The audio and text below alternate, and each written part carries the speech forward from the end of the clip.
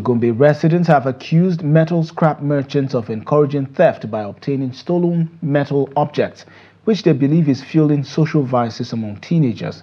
They are calling on the government to regulate the industry to curb these issues.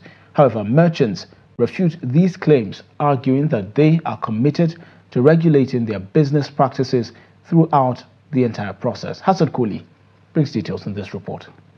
The metal scrap business, commonly known as Boda Jari, is increasingly viewed as a threat to the community, particularly following the recent nationwide protest that saw violence and damage to public and private properties.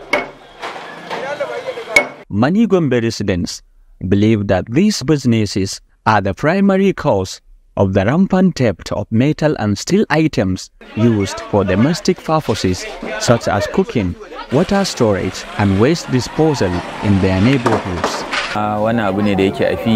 It is important for everyone to understand the problems we are facing.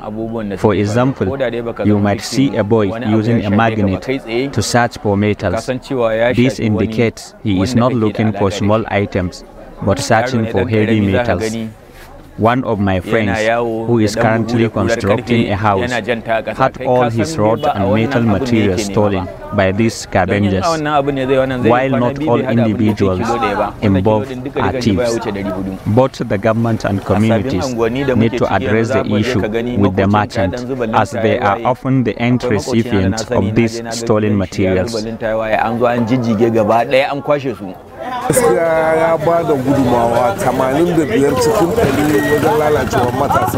Metal scraps are indeed turning our children into thieves, and the buyers are the roots of this development, and there will not be any seller if there are no receivers.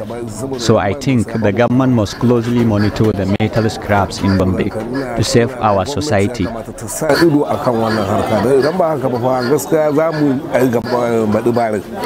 According to a leader of the metal scrap merchants in Gombe, while some unscrupulous individuals among the merchants may buy stolen items, these individuals are not registered with the union. He confirmed that there is already an established transactional protocol in place to regulate the business. It is unfortunate that people are calling for the government to ban our business here in Gombe.